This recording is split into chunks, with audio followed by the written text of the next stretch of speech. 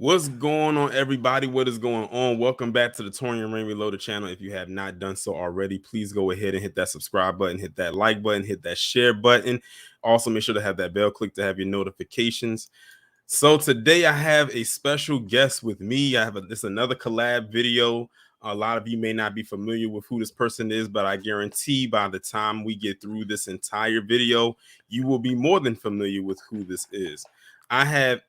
I'll put it this way. If you watched my video that I did I guess you could say a breakdown to with those two women in London, I have the man right here who was responsible for creating that video that has pretty much gone viral on every social media platform. And I said, I have to, not only talk about this video, but I actually have to talk to this individual because I just need to know what made him come up with that, but plus some more additional information as well. So without further ado, I have Adonis live right here on the Taurean Reloaded channel. How are you doing? Bro, I'm doing great. It was crazy because the people are the people that the people was the person that actually brung you to my attention Yes. and said, you guys should actually do a collaboration. You guys have similar beliefs and similar backgrounds, and I think it'll be interesting to see you guys converse between each other. And I checked out your stuff, and the first thing I saw was the video you actually just mentioned. For people that don't know, sorry, my name is Adonis. I'm originally from New York, but I'm currently in London at this particular time. I've been traveling around Europe for a couple of years, so I have a sense of what the feel of the Black environment is from around the world. But just a clarification, I seen your video and I was just at awe. At awe. I think that was the perfect you described the situation and you caught everything so eloquently. Like you caught every single phrase by phrase of what was going on. And when I sit down and I talk to like other people that I know about like what just happened here, I literally have to break it down to them. But you broke it down in the way that my brain broke it down, after the fact. So nice. It was you're impeccable at what you're doing, and I really was excited to even have this conversation with you, just because of how detailed you got. You're a great storyteller. Let's just say that. Thank you. I appreciate that. Yeah, that I definitely appreciate that. I try to like really pay attention to detail when it comes to a lot of the things that I observe because over the years you see so much, and then it's almost like I guess you can say it's almost like my mutant ability. Like I can like really like see something at first glance. I might have to watch it a second time, and then I'm able to pick up on it. And I think that's a reason why I like doing breakdown videos because it doesn't involve me reading an article. So that's already laid out for me and I can just pick apart what they're saying. But with that's raw. It has no writing, no text. I'm going into this fresh. I have no clue what I'm about to watch, and then I just break down what it is that I see. And I'm glad that you was able to, that you were only able to do that particular video, because I think everybody deserves to see that aspect right there, especially for those who are not exposed to people over there in London. And then on top of that, you being FBA and doing that over there, it's almost like you are almost like our intel. We have somebody that's over there that can actually do these type of videos. But I guess one of my first questions I wanted to ask you is, what made you choose London to go to? You could have went anywhere, but what made you choose London? Actually, that's a really great question. I've traveled almost everywhere. As a New Yorker, I'll say as a New Yorker, we have everything in New York, every culture, every food, everything, and then it stems the question of if America and New York. I traveled around America as well, but if America and New York looks like this, I wonder what the actual Eiffel Tower looks like instead of going to Vegas and seeing, I wonder what it actually looks like. So then, luckily, I was a acrobatic dancer, so I had the opportunity to be an artistic director for a couple clubs in Europe, Eastern Europe as well. So London was literally the New York of the EU. So it was like, okay, when you go to different countries outside of the English speaking countries, they all have their language and their culture, and it's literally like that, And while we're in our own world in America, we're kind of confusing and completely forget that No, it's not like America and these other countries. They Yeah. really have their own culture and their own language, and it's segregated in a way. Like, Yeah. you can move in, but it's still like kind of segregated in a way. Mm-hmm. So London was, I want to see, I miss the city. I was traveling around Eastern Europe and I was like, I miss the city. So yeah, let's go check out London. And when I got there, I was just like, wow, this is very interesting. It's a less exciting New York. Like, that's what I tell you all the time. No offense, but it's just this. It's a less exciting New York. So it was and my ideology is I can always go back to America. Some of these people Mm-hmm. in Europe wish and dream to come to America to be able to Mm-hmm. stay and live and work there. We Yeah. take it for granted sometimes, and I Mm-hmm. understand why. But I can always go back to America. So I'm gonna try to spend as much time in Europe or in, let's not call it Europe anymore because the UK is not in Europe. It's Brexit.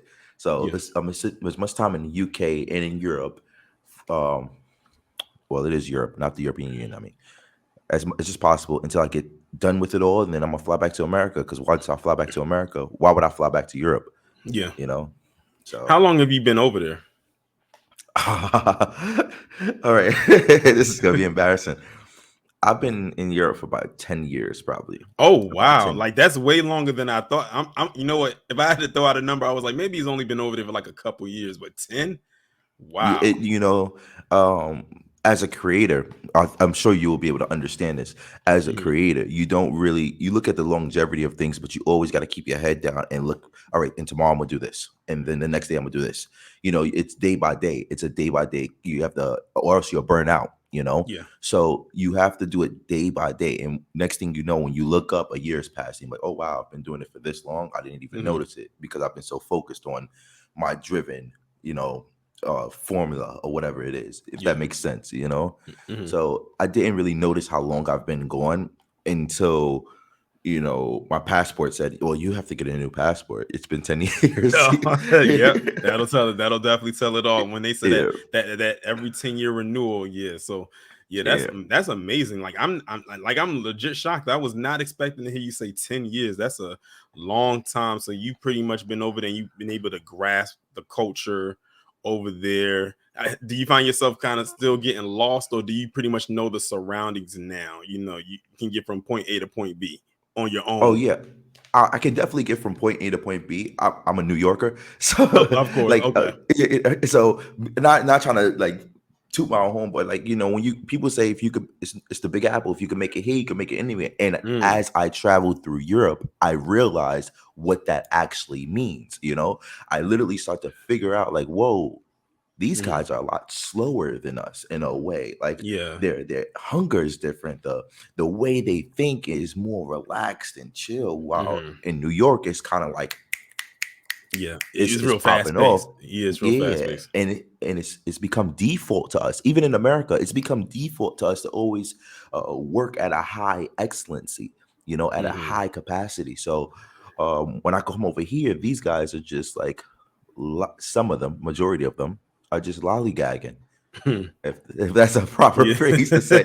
But yeah, some of them are just kind of lollygagging in a way, and it just made it very easy for me to know my way around and travel. And one of the biggest misconceptions that I learned at a younger age is, people say, oh, I want to go. I hated the fact that people take trips, and their trips would be like a weekend, 3-day trip. We went to Barbados for 3 days, and I'm like, Mhm. you can't really grasp the culture within 3 days. Right. You know, you need to spend about, I say, minimum 3 months, and then you could say, yo, I lived in a whole nother country for 3 months and I get it now.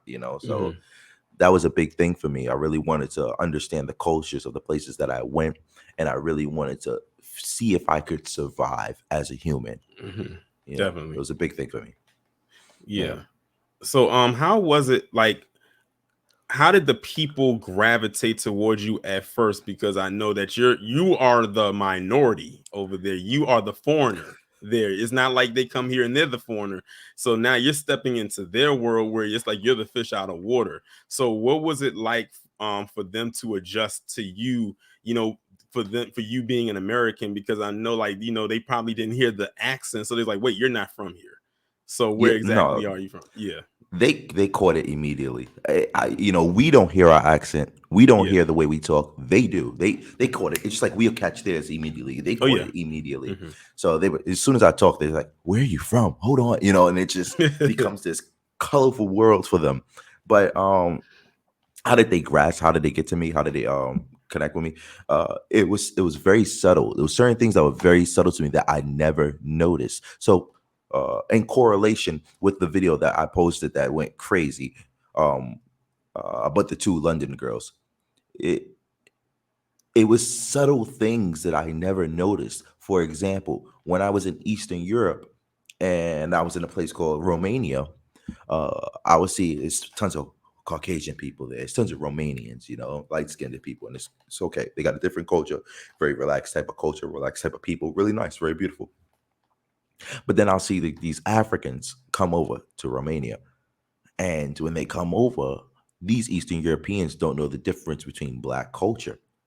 They only say, "Oh, he's black, he's black." So they all put us into one bowl. Hmm. But then these Africans will portray us, would portray walk with that cadence of us, or act like us, hip hop, and then, Yeah. because they don't know. Yeah. And even out there in London itself, when I met this guy, and I'm like, and he's like, "Yeah, he's from New York too."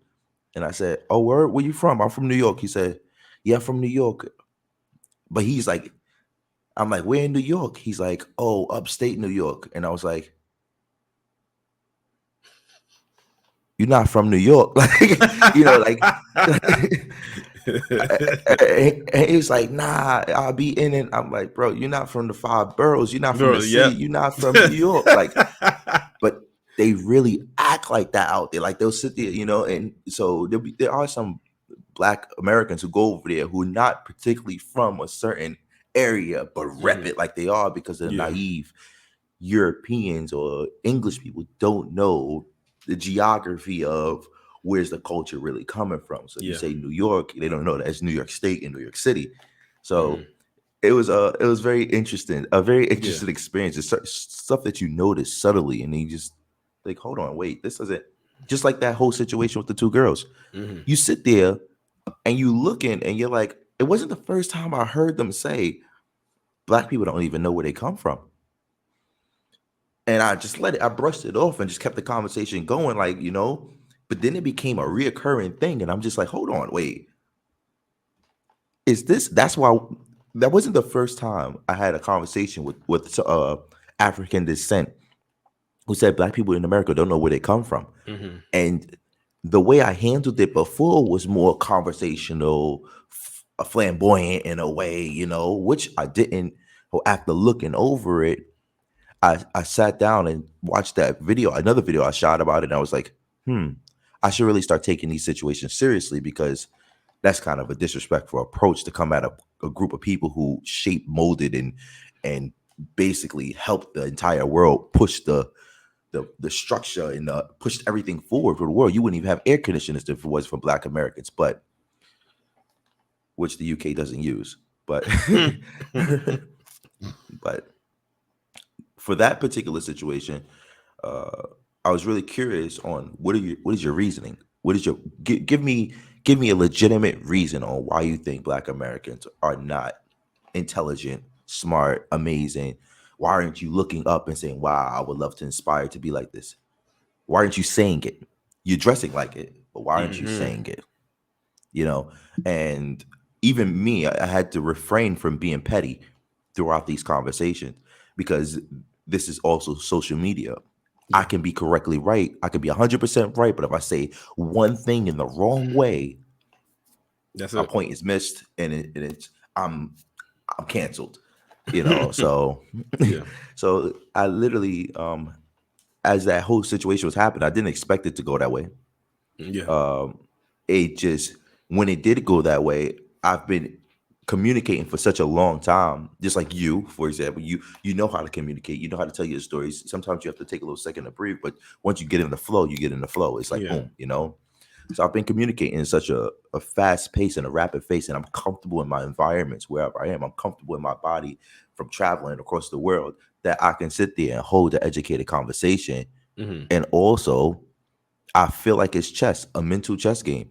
Yeah. You know, you challenging me. Okay, I'm not gonna fold. I'm actually excited. I love Hmm. this type of. Yeah. But the problem is, you didn't. Your lack of understanding of how educated Black Americans are. That. You walked into a fight with no particular weapons, and I came in with a full arsenal of, okay, let's play this game. So Yeah. yeah. Yeah, exactly. And that was what's smart on your part, because like you said, a lot of them think that, we don't really know our history like that. That's why it's always important when we say that we have a very rich history. If you know it like the front and back of your hand, like no one's going to be able to challenge you when they come at you with something like that. And it probably was something triggered off in your mind the minute that they said that. He's like, you have no idea where I'm about to take this conversation, but let's No, go there though. Let me just kind of play with you a little bit. no, but to be honest with you, no, I wasn't, not even, to be honest, I wasn't. I never want to bring down another Black person. That's not how Mm, we're raised. That's not how our culture is. We understand. I hate to use this terminology, but the disdain of coonery, mm, So we understand that I would never, even if we don't have a disagreement, we both come from the same type of struggle. We both come from the same type of thing. We both, just like, there's a thing in Europe. I don't know if a lot of people know this, but there's a thing in Europe with Black people. It's called the nod. Now, mhm. yeah. Okay. So for the people that don't know, just to clarify a little bit, when you're traveling around the world, you'll bump into other Black people, and naturally, as a Black king or queen, you normally nod. It's like, it's in. Yeah. I can't Hmm. explain it. It's a thing. Like, I Yeah, we can't. do. Yep. Yeah, and I don't know why. I honestly don't know why, but I always have the urge to do it. And it's Mhm. and it and you and normally they nod back. We always see each other. We always see the Black person. We always see the colored person. We always see it, no matter what country, culture you for. That's why this particular situation rubbed me the wrong way. Two, there's no unity in UK culture of Black people. It's not like America. We might not like each other, but we from different hoods. We beefing, but in this whole ethnic environment, we're gonna stick together regardless. That's Mhm. that's how we're trained. For them, it's not like that. Mm. When they all in a Caucasian area, room, they're gonna try to separate themselves from you as much as possible to Mhm. not be affiliated with you. To say, Mm. no, no, no, I'm like you guys. So, but that's normal. They're just the second generation that are living in a all white society. So Yeah. they still trying to figure out, trying to fit in, And we've been in America for Yep. hundreds of years. We don't need to fit in. This is ours. Yeah, because I So, was because I was like really like breaking it down how, like, when it comes to the diaspora, the vast majority, of course, of Black people are in Africa without the shadow of a doubt. And I think after that is most likely in South America is probably where the second highest is, and of course the third would be in the States. And then everything else just is kind of like spread out sporadically throughout there. But I think out of all the places, I think that London probably has one of the lowest percentages of Black people that's living there, unless I'm incorrect. there is a huge, on the contrary, I'll give London a very good, I have to say something really great about London itself, from a Black perspective, I can't only bash them. When I went to London, they really are into their African roots. Hmm. There's a huge Black African community. Like, it's a thing. So they have like the African artists, and they're really into Afro beats, which is really molding London itself. It's really driving London. So I've never felt. It's crazy. What I'm about to say is contradiction. It's going to contradict what I'm saying, but I've never felt more. I felt a different type of Black. Let's just say that I felt a different type of Black in London with these African people who are Hmm. listening to Burna Boy and Davido and all these African type sounds, and it's not something that's on the hush. It's something that's actually popular and mainstream in London itself. So, um, it, let's just say black people are, it's very complicated for me to say. Someone on Twitter said recently, they said, black Americans are the face of black people internationally. It was really interesting. What do you think about that? I'm curious to what your opinion is. Black people in America are the face of all black people internationally. Like, I have always gone on record and said, and I stand firmly when I said black Americans in particular are the trendsetters of the world. Our footprint has literally been placed everywhere across the globe. You can find a piece of us somewhere in some society somewhere, whether it's a black person there or it's another whole group there. It's there. It's very, very implanted. I remember I saw a video years ago. I think this was probably back in 07, probably around that time. And I think the name of it was called Hip Hop Culture in Japan or something I forgot what it was called. And you had the Japanese girls over there literally having the braids, the black girls, they were doing their makeup. They would wearing the darker tone makeup to make their skins a little bit darker. They had the nails. They would listen to the music. They were trying to do the slang, even though you can hear the dialect come clear through, clear as day. Now, this was back in 07. Now you have all these K-pop artists and K-pop groups, which we all know is nothing but a watered down version of R&B and hip hop. So yes, you got to think, that's why I say, and where did that come from? That came from us. So that's why I say we are the trendsetters of the world. You had this, I don't know if you saw it or not. You had this white female anchor on during her broadcast, literally say for sure my nips. No. And we know who that came from, but the thing is, you 20 years too late. Who says that? She got fired, right? I know. They said did she get fired is the question. They probably told her to leave or something like that. But they said you had to take a leave of absence.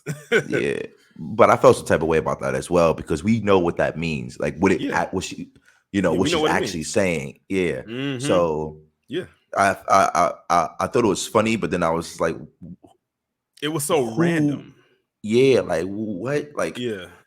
And that wasn't the first time she had did something like that, because she had said some kind of other stereotypical type of, I guess you could say, slang that she would only direct towards to black people, because I think she has referred to somebody's grandmother as grandmammy. I'm like, come on. So yeah, so it's those things right there. But the fashizzle my nizzle was, they said that's the last straw, and you should have saw the look on the black anchor's face that was next to her. He's kind of light skinned. He had to hang his head in shame. Was like, no, she didn't just say that live on the air. Like, what? Where did that come from? So yeah. So yeah, that was it was the most randomness thing. But yeah, going back to your question though, I truly believe that Black Americans, foundation of Black Americans, definitely are the trendsetters of the world. So I can see why a lot of people would say that they feel that we are the face of Black culture. Not saying that there's not other cultures in and around the diaspora, but ours is really put out there because it's so popular and it's so it's a lot of people can see that. They can see a lot of dollar signs behind it too. Like there's a lot of money to be made around our culture as well. For instance, look at what happened when they made Juneteenth a national federal holiday. And then you had Walmart trying to sell Juneteenth ice cream. We got on that thing got out of that store real fast. See how fast they attached and latched themselves to it, and how fast. Or look at how the whole situation with Bethany Mandel, and when she said woke and she was asked to define it and she couldn't do it, and she was left looking stupid. And how they snatched that word. That came from us. So yeah. But the thing about it is, our culture has become so bastardized once it gets taken and thrown into all these different sectors, like with the word woke. They completely turned it into something that it is not. I had to go on one guy on Twitter because he said, I can define woke in 15 seconds. He wrote something that took longer than 15 seconds to write and still got it wrong. And then when he tried to revise it, he got that was even worse than the definition he gave. So it's like, nah, It's a simple definition. You can literally go and Google what the original definition of woke is. But the thing is, they don't want to, because like with Bethany Mandel, it'll expose them for what they are and what they turned it into. You know, as this whole situations, like these particular situations, you know what I really do, and it comes down to you. I really respect the way you handle your platform and your cadence when communicating these particular points. You understand how how what's the word, how delicate these conversations can be, and depending on the way you phrase your terminology when you are talking about these delicate topics, um, shows a matter of respect and a matter of mindfulness. So a lot of people, particularly on Twitter, a few people, I've seen them say, "Why are you being so nice? Why don't you just go for their necks?" And I'm just like, that's not how you do it. Like you know, there's a certain etiquette that you have to. We all still have to remember. Yeah, understand that as Black people, we sit there and we look at each other and say, "Yeah, But at the same time, I'm not just representing Black people for Black people. I'm representing Black people for everybody. So I have to correct myself, especially when it's visually in person on the dot, boom, in a particular place like London itself in the middle. I have to literally sit there and go, I have to be everything that everybody expects me not to be in that particular moment. Also, I can't hesitate. You know, I can't freeze up, I can't hesitate, and I can't be emotionally attached. I'm not biased in any one of these interviews. Notice, which you mentioned, which I love that you mentioned, I didn't judge her not once. All I did was ask questions, you know, and my questions weren't based off of pettiness and animosity and, oh, really, huh? No, it was like, oh, really? Okay, so neutral tone, very neutral tone, and just asking questions. Yeah, as a Black person, yeah, I knew I was setting her up. You know, I knew like, you done messed up right there. Okay, well, since you messed up, let's see what else you're gonna mess up on.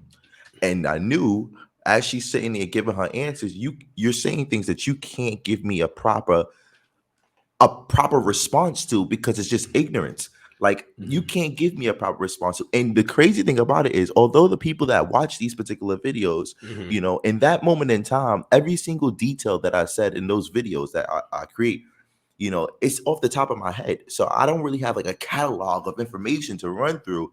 But what I do know is how to structure a conversation in a way that can be very informative as well as entertaining to people who are not in our culture. You know, that's how Yeah. we get our message across. So a lot of people say, yes, some of your videos are more friendly and lighthearted. I say, yeah, because we can't always come for their necks. We have to make content that can also go viral and that the kids can watch with a deeper undertone of our message. Yeah. So, and that's another thing that a lot of people need to understand. I'm not trying to fight a war with bare knuckles. No, I'm just trying to make them love me and understand what I'm saying and understand, not listen, understand what I'm saying. And the more that happens, you know, I guess that was like the Martin Luther King direction. He was just like that. And I agree with Malcolm X as well, but Martin Luther King was a genius with the bigger picture and the bigger vision of it all. You know, I thought it was just like, it took me a couple years to understand it. And I was like, why are you allowing yourself to go through this abusive situation just to be recorded? And it's like, I get it now, you know? Yeah. Okay. So yeah. So people like you, when I seen your video and I seen the way you broke it down step by step, you watched the full video, And then you that said, was a hold on. struggle, and that was a struggle in itself to get through that. I was saying to my audience, like whenever I do those type of videos, I said, y'all have no idea how much of a hassle it is to have to watch the video one time, you know, so y'all can see it play all the way through without any interruption, and then have to go back and dissect every little part that needs to be dissected. And I said it's amazing how much has to get dissected because that video was not that long, but how many things that you could pick apart from just that little point was just, you know, crazy. Which actually Yeah, kind of and segues me into my next point. Um what made you, before we even get to the part that I know everybody's, probably here, they want to hear about, what made you get into this type of content? What made you want to do this type of content? All right. So as I'm in the UK, I understand. Are we talking from? It's going to be very difficult for a lot of people to understand. So this is going to go into marketing. This is going to go into content creators' perspectives, and you might be able to understand this. But I'm so sorry for the people that will be listening to this that won't fully understand what I'm actually talking about. But bear with us, okay? As a content creator, you have to understand the demographic and the target audience that you want to target. You have to break that down and dissect it. As me being in London, knowing, particularly you're a YouTuber itself, you know that the CPMs are completely different depending on which country you affiliate yourself with your audience. So my whole thing was, meanwhile, just to clarify, I've done collaborations with big YouTubers in London itself. I shot a video with the Sidemen and KSI before when I first arrived into London. So my whole thing was, I want to be an informative content creator. I got to this point where I was making content that people visually love to watch, and I could sit there, I'm engaging, and people loved it, but they weren't listening to what I was saying. So then I had to retrain my whole, and I think that's one of the things about Black people in general. I think it's one of our gifts and one of our like weaknesses at the same time. We're so entertaining and we're so intuitive and people love to watch us that it's very difficult. Sometimes our brightness outshines our voice. So I retrained my brain and myself to be as subtle and calm as possible and refrain, even to taking out the red in my hair, one of these sides, to neutralize the brightness of myself and say, I want people to listen to what I have to say. And that was more important to me than anything. And the best way to do that was I needed to interact with people in London who you would have to listen. You would have to have engaging conversations. And also I wanted to talk about particular topics that I can resonate with. One of the things I kept hearing in London, which kept frustrating me, because it's not even London, just Europe itself. Americans are dumb. It just rubs you the wrong way. And I had to change that. It got to this point where I just started getting very fatigued with it. But I can't get emotionally invested into that. I had to figure out a way to express that image and express that vision and change the narrative of our imagery. No, we're not dumb. We can hold the conversation. We're educated. We can change that narrative for the sake of my mental health and well-being. We are not dumb. I don't know what you guys are watching, but let's hold this conversation. Who's smarter? Okay, why? Let's go. So it became this whole, from interacting and choosing your target demographic to actually understanding, hold on, this is now bigger than me. This conversation is bigger than the engagement and the views and stuff like that. This is something that personally I do not like. And I want to challenge anybody to hold and have a conversation on this particular topic. And if I'm not the type of person to be emotionally messed up because I can't handle what you have to say, no, I will handle it. But hopefully you can handle what I'm going to put down as well. And we can have an educated, informative content, educated, informative conversation. That girl, something that someone said, which I didn't notice because I was in the mood, I was in the zone of it all. It was just like, you said it too. He said Americans. He didn't say anything about race. Exactly. Yep. I picked that up immediately when I watched it the first time. And I said, she has no idea what she just did. And the crazy part about it is now it has exposed, when people say Americans are dumb, they're specifically talking about Black Americans. Black people, yes. Yeah, she was specifically Black people in America. And I said she did it. And I said, if this guy's on his P's and Q's, he's going to check her. And that's exactly what you did. Because what I was doing was, I was like, after the video, because what I like to do is I like the video to stay up for a little bit, maybe about a day or two, and then I'll go back and look and see what the comments are saying. And like, it got a lot of good feedback. I don't know if you saw what some of the comments were saying, but it got a lot of good feedback. But a lot of people's favorite part of the video was when you checked the white girl.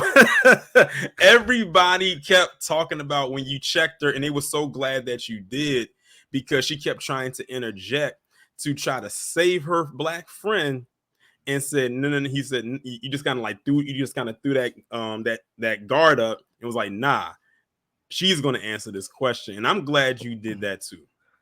To be honest with you, I do feel as a creator, I'm still in a conflict situation with the way I checked her.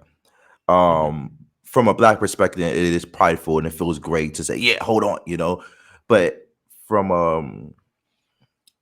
more diplomatic situation, I'm wondering if I did a great job. I feel like I did a good job, but at the same time, I'm still wondering if I could have cadenced it a little bit more nicely in a way. But at the same time, it's like, yeah, in that situation where it happened, she kept trying to butt in. She kept trying to butt in and add her 2 cents, and I'm just like, what I wanted to say is, shorty, you're not black, but I just, in a way you kind of did. In a way you kind of did, because you said you're white. You did. I mean, you did say you're white, and I could tell at that point when I was looking at it, you was probably, like you said, you was fed. You was frustrated with her because her interrupting could have thrown you off from what you were trying to have a conversation. Yeah, exactly. She kept trying to deviate the conversation, the points, to give her. You're not going to just throw a rock and hide your hand and then your friend just completely distract us from what we're doing right now. That's not what's going to happen right now. So, and at the same time, I still got to keep the flow of the actual content that's going on. So you're trying to slow down this whole frequency of what's happening right now. Cool. And she said, I said, I don't know my exact words. I was like, hold on, you still white? The look of her face was priceless, though. Like that, you forgot. Her reaction on her face was what made me laugh, because she was like, it was she was like, oh. Yeah, like it's a true thing. I don't feel like I don't feel like any person that's not in our culture, who doesn't have our particular problems or understand our particular, you not even understand, if you're not living in our struggle, you can't talk in our struggle. You can't talk in our struggle. You can't behave in our struggle. The same way I can't behave in your religion, or I can't walk into your family kitchen and start talking about your problems with your family. Yeah. Come on, you can't do that. Now we might be distant cousins, let's say that for example. We having a conversation between us, something you know nothing about. And this black woman needs to be checked on her ignorance. Yeah. And people say, yeah, but they're young. This is the moment you're supposed to check them, because then they get older and you can't even control what's going on. No, as a black man, you sitting here telling me this and this and this. We don't even know. Your parents should know. You don't know where you're from. Your parents should know. What are you talking about? Do you know how long Black Americans have been in America? Do you know that America would not be America if it wasn't for us? Do you know what you're talking about? How dare you disrespect everything you have? Not everything, but majority of the stuff you have in your life right now, the freedoms, the way people look at you, is because of us, and the sacrifices, all the people that passed away, all the people that sacrificed their lives for the world to be the way it is. And you have the audacity to look me in my face, a descendant of all that pain, and tell me we're dumb? Exactly. Yeah. I was bigger. Yeah, I could, like bigger. I said, I could tell. Like I said, I'm a good reader of body language, and I can tell that, like, when that happened, of course, you never know what someone is going to say or how they're going to respond to something like that. But when she said that, you kind of responded in the same way. I think almost anybody who has pride for their heritage and their lineage would, because it's like you said, it's like coming into someone's house and you just straight up disrespecting them. Like, how you gonna come into my place, to my dwellings, and then just start disrespecting me? Like. And don't expect me to check you. And I think what made it worse is because she's melanated herself. It's not like the white girl said it. It was the black girl that said it. And so that would felt even more offensive. That's why, that's why people, that the term tether kicked up, because she literally, in that moment, that's what she was being. And that's why we keep trying to tell people who are not FBA, that not every person who is non-FBA or an immigrant, however you want to put it, or somewhere in the diaspora, not everyone falls into the category of tether. But when you do something like that, you might as well walk around with a tag on your shirt that says, "Hello, my name is Tether." And that's exactly what she was being and acting like. And when you was, checking her, I can tell that was a little bit of the petty side coming out there, because when you cued that Jeopardy music, yeah. when you had her like right there, when you was asking her where is she from, she says, "I'm African and Caribbean." I'm sitting there saying to myself, African and Caribbean. Wait a minute, African. Yeah. You didn't even specify a nation in Africa, because in Africa's a continent. Then you said Caribbean, and I didn't catch this before when I made the video, but Caribbean, it's not only just a body of nations, but it's also connected to America, the same place you said Americans are dumb. So are you trying to say a piece of your lineage is dumb? Like literally, like she has no idea what she did. But then when you asked her if she has a child, where will your child be from? She's like, London. Exactly. Yeah. Yeah, that was a really to be honest with you, I didn't even catch the Africa and Caribbean situation when it happened. It happened so fast that I was just like, okay, cool, let it move on. If that's who you want to claim, I understand the point of which us American, we understand just because you don't speak perfect English, we understand what you're trying to say. Mm-hmm. So we automatically process it correctly. Say, okay, we understand.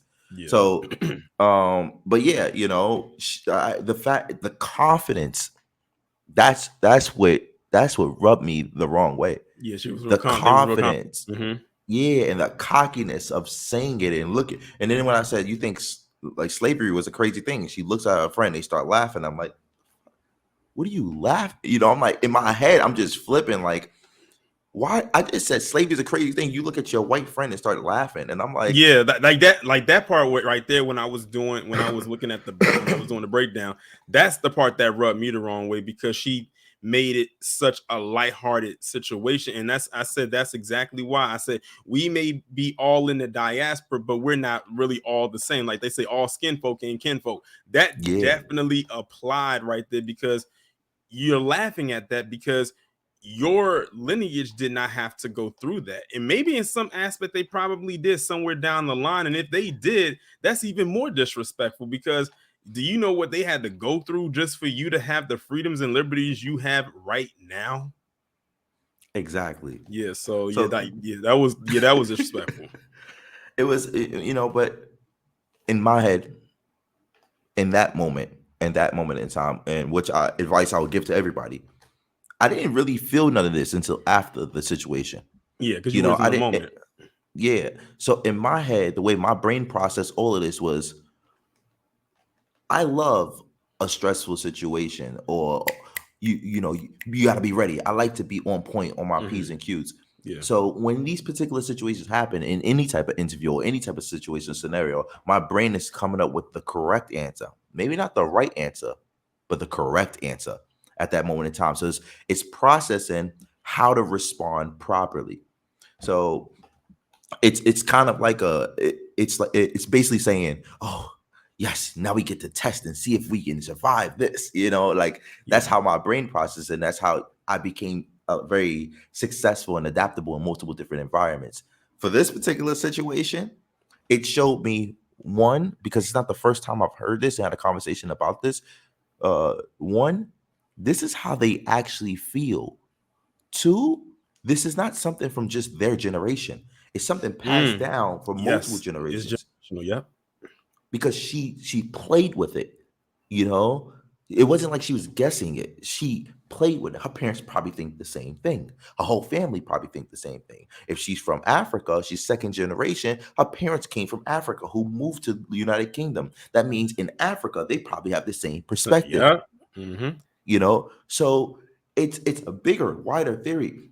So I was literally in an audio podcast yesterday with a UK Black woman and American Black woman, and they was talking about how we need to do better for Black people. And this guy comes in and he says, what do you mean? She's like, yeah, because our enemies are, the Caucasians and the Arabs. And the Black guy says, what do the Arabs have to do with us? And it literally 15, 20 minutes passed, and these two women were literally arguing him down about how they did not want to answer his question because it wasn't a question to answer. When they finally answered the question, they said, being black is not only an American thing, it's international. And then I was immediately about to say, internationally, y'all don't care about us. Y'all don't support us at all. Mm-hmm. Y'all don't uplift us. We Black Americans have supported Africa from day one. Mm-hmm. Oh, Africa, we're kings and queens and niggas and all of these different types of things. We never said anything bad about Africa. From my culture of being upbringing, this is not something we're taught. We've always, when they try to tell us we're slaves, we always say, no, we were kings and queens. That's what we equivalent ourselves to. So when this particular situation happened, it showed me that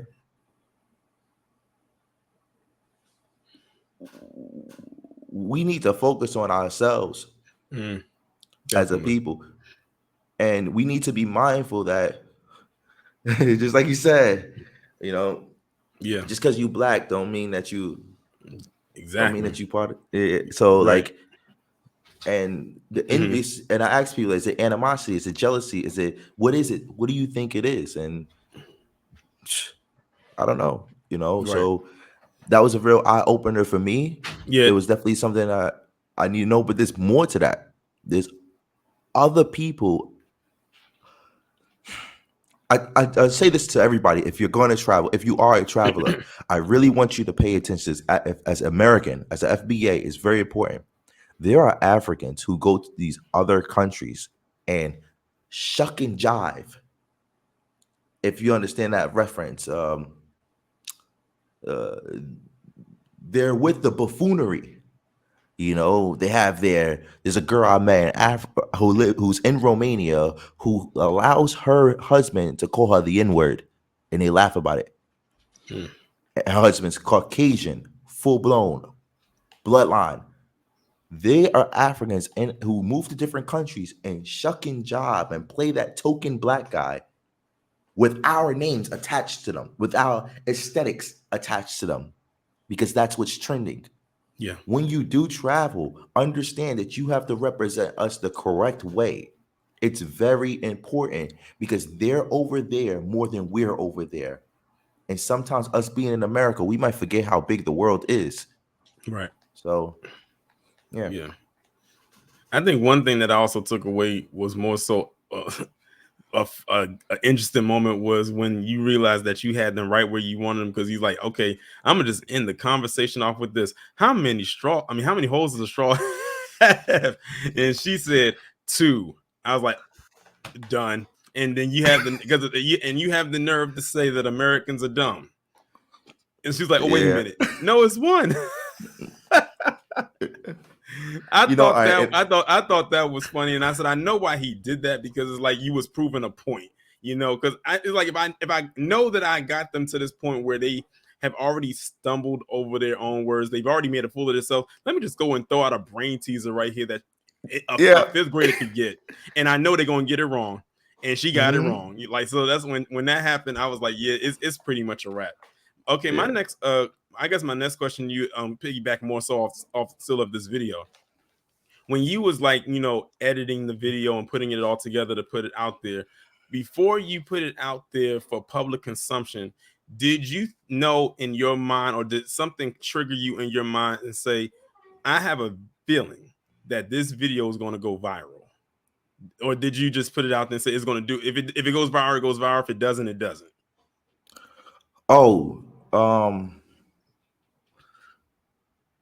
Don't get me wrong, I'm glad that it did, because that's how I was able to come across it. All right, so every time I'm in the UK itself, I go pretty much viral off of interaction on video with it. I'm a likable face who just hasn't got his just due yet. You know, I'm one of those. I'm a creator who's been grinding for a while, who makes a little ruckus and just hasn't peaked yet. So, but I believe, to be honest with you, all my videos, every single video I post, it makes a noise in any way, because I'm seasoned in this now. I know how to properly edit a video. I know how to properly tell that story and make it come through. Of course, did I think it was going to go as big as it did go? No. I'm very frustrated and upset that they silenced me on TikTok and Mm, removed the video, which was that white girl who did all of that stuff while force flagging my page multiple different times. If that video would have been up right now, it probably would have cleared about 10 million, 20 million views. mm. So, yeah, because every What you said? person who White girl, posted it, the one in the video did that? yeah, she force flagged it like with all her friends and family and just kept boom, Wow, boom, boom, boom, boom. Yeah. wow. Yeah. She force flagged. I posted it on YouTube. She force flagged it. Got me a strike on YouTube. Yeah, I just got I had saw that about the strike. I was actually gonna bring that up, but you can talk about that. yeah. She's been trying to shut this thing down like for a while now because you know some people can't, they can walk in the kitchen but just can't stand the heat. You know. Hmm. And she was like, "Oh, it was giving me too much attention." I said, "Shorty, I didn't even put your socials. I didn't dox you. I didn't Hmm. tell nobody who you was. I do that on purpose, you know, because it's a conversational base. The problem is you want people to look at you in a bright light, but when they have something opposite of how you feel, what you want to say, then you don't like it. Then just swipe away and move on. Hmm. Nobody's gonna know who it is, you, but you start engaging with it. You start talking and trying to defend yourself.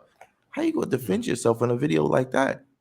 Right, like exactly, and you wasn't like disrespectful, and like you said, you didn't put out any personal information or anything like that. Like we all got a good, little laugh out of it and whatever. And the thing is, like I said, the internet is forever. So while it may not be like completely like on your TikTok anymore, it's still there. Like the video is Yeah, still floating around. You can't go around snatching it around, like snatching it away from every person. That's impossible. But she figures if I can get the source, then yeah, I've gotten the person that I want. Even if I can't get it anywhere else, I'm like, you might as well just not have bothered it then, because that was pointless. The video has already spread like wildfire. So that was but pointless.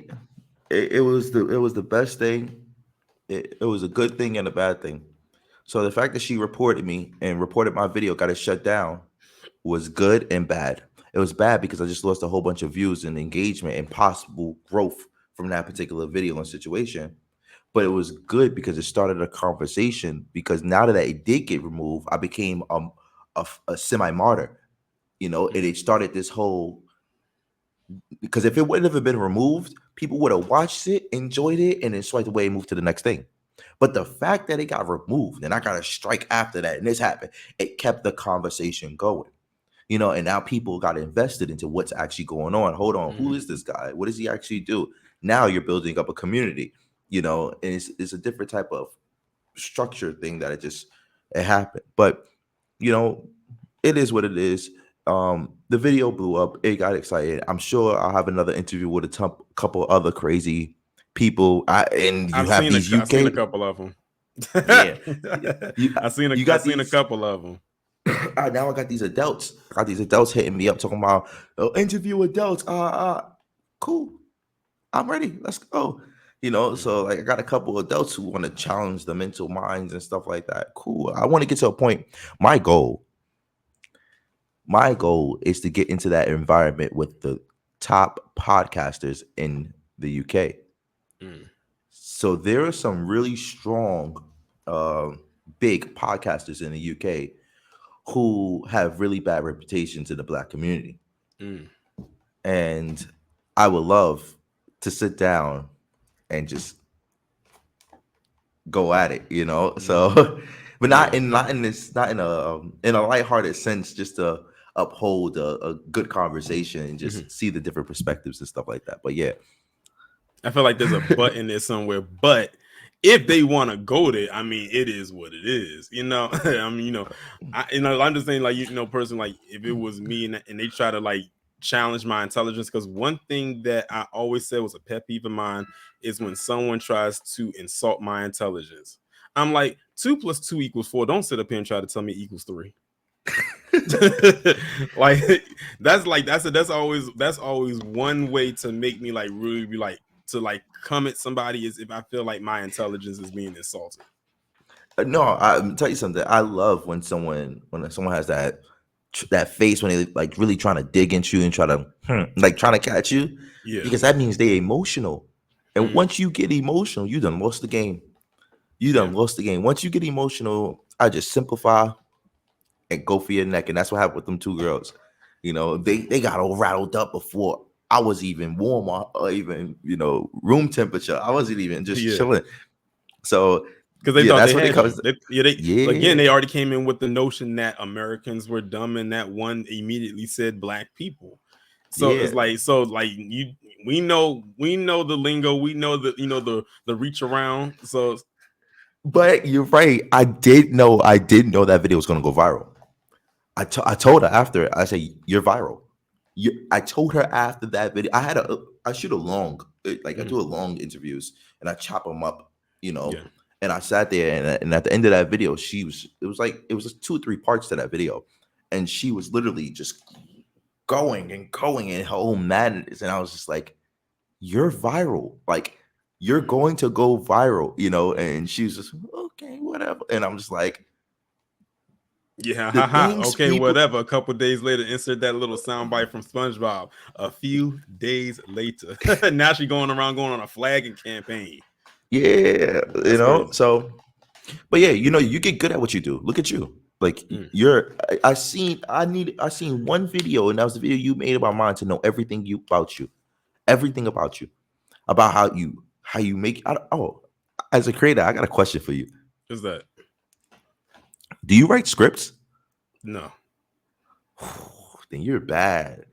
Ooh, you're Like bad. I don't do no scripts. I don't have like any type of writing treatments. I don't have anyone who edits the videos. I do all of that. Like all of that just comes like right off the hill, like freestyle. See, the thing is, I went to Sheesh. school for mass comm with a concentration in broadcasting. So Okay. like this is like right in my lane. As a matter of fact, one of my classes I had to do was an oral communication class where all we did was speak in front of the class as a form of an assignment. So this is like really, really natural for me to do. Wow. Oh, bro, you're great at it. You're great. Appreciate it. Your storytelling, your tone is perfect. So yeah, just keep it up. Like it's literally, I was sitting there, I was just like, how? It's something you have to learn. It's not something you could just come up overnight and oh, I'm gonna do this. It's a something that Yeah. you can only get with experience. So, Yeah. and I've Yeah. seen it and I heard it. It was great. Yeah, that's how I was telling people. Like when I first started YouTube, at first I used to hate the sound of my own voice. That's why I was Yeah. kind of like scared to want to do these videos. But then when people kept saying you have the voice for radio, that kind of Mhm. boosted my confidence right there. I said, you know what? With people saying that, I'm gonna keep going. And then here we are, 60,000 plus subscribers later. Sheesh. So it's an amazing feeling, definitely for sure. It's not for everybody, and that's understandable. You have to have a passion for wanting to do it. A lot of these stories can be very heavy hitting, they can be hard hitting. Some people might get too emotional with some of the stories. I don't do every single story that I get sent, and I get sent up. I probably get sent probably well over 100 stories a week. There's no way Wow. that I can cover every last one of them. That's impossible. I don't even know how you can cadence every last story. Like it's the way you handle the stories itself and the way you dissect each story and stuff like that. That's the part that for me is like, how is your brain mentally prepared to do that stuff? That and then the editing process is pretty simple. It's pretty straightforward. You have a structure, Yeah. but the mental brain of how you need to like dissect and say and use these particular words and terms to bro, like I said, a lot of people who are not creators, they wouldn't understand Exactly. the complexities of it. But as a creator, when I watch your stories and watch what you do, I'm like, bro, this is in the consistency, the amount of posts you do, like, bro, how much do you post? On From Sunday to Thursday. Well, so yeah, Sunday to Thursday, I do 3 videos a day. And on Friday, God, it's 2 videos and a live stream. On oh Saturday, it's my, 2 videos. how long have you been at this? Um, consistently doing the stuff I do now since 2016. God, bro, oh my God, that is a lot. That Yeah, is a lot of it is. work. Yeah, it is. Whoa, I can Yeah. barely keep up with. one video, two video. I'm struggling with TikTok, 1 or 2 videos a day, like you're pumping out so much content and then your editing process is probably, oh my God. Wow, bro. I commend you. I I don't appreciate have the capacity. it. It's crazy. Yeah, I Yeah. definitely appreciate it. Yeah, my bro. It's a lot. That's some serious work, guys. If y'all don't understand what I'm talking about, bro, he said 3 videos a day, bro. That's work. And then wake up the next day, do the same thing again. Yeah, like, cause like I do is like I try to like record a lot of the videos like in a cluster. That way I'll Okay. have some that will so they can spread out throughout. Like I probably have so many videos that are backed up that if I was to not record anything for the next couple of days, I would have enough videos to cover me for like the next week and a half. Like Good, but don't do that's that. how that's like that's Don't like do- how, that's like how many videos I have that's like still like backed up right now. I can't even count. I run out of fingers to count how many videos I have like that have to still get uploaded throughout the rest of this week and going into next week. Bro, I'm gonna tell you, just keep the same format that you got, because once you take a break for 2 or 3 days, you get out your cycle and it's difficult to get back in. You know how I Yeah, go. yeah, But yeah, most definitely. you But know, yeah, like yeah, this was definitely a great conversation. I think the people pretty much got an idea of who you are, what you're all about, and that's what I like to do. I always like to bring up new like people to get my audience exposed to who people are so they can check out whatever it is that they got going on. And I think the icebreaker came from that video. Like that is right there. So I don't think none of them have any idea that this conversation is happening right now until they actually see it. But definitely, tell the people, where they can find you at, just in case they want to go and follow you, which I'm sure they will. well, you guys can find me on Twitter at Adonis Boom or Adonis Live on any platform. You'll be able to find it. It's quick and simple. My I'll leave you a link. advice, appreciate I'll it. leave you My links. my my advice that I'll say to anybody is I didn't know about tethers and FBAs before this particular situation. I was not informed about any of this movement at all. It's just something that I personally felt the need to do because it I don't want to say hurt. It gave me a discomfort. So when you do have these discomforts, remember that the way you handle it, things happen, but the way you handle it defines you. So don't just go off and say, I'm going to expose you. Nah, handle yourself in a particular way and then represent the people that you're trying to represent in a particular way. You don't want to be an angry black man or black woman or a crazy black man or black woman. They think we're dumb, so show them that we're not. Hey, I can't even argue that. But definitely shout out to you for coming up, telling us your story. I feel like we got like a good hour's worth of good information about who you are, where you're at right now, the content that you do. And I'm sure that you definitely going to have some more amazing content that we can definitely break down in the future, because if it's anything like that, I'm all for it. Oh yeah, bro. I'm definitely all for it, because I love that kind of content. I love when we can be in a position to, I'm gonna be honest, to check other people, because for so long, I think that's why my audience really loved that video, because a lot of the times we are always seen as the ones that's getting stepped on or walked over. We are not in a position where we can check people. But I think we have gotten to a point where we have found our voice, and we have like gotten to also to a point where here we are, we're here to stay. If you don't like it, then it is what it is.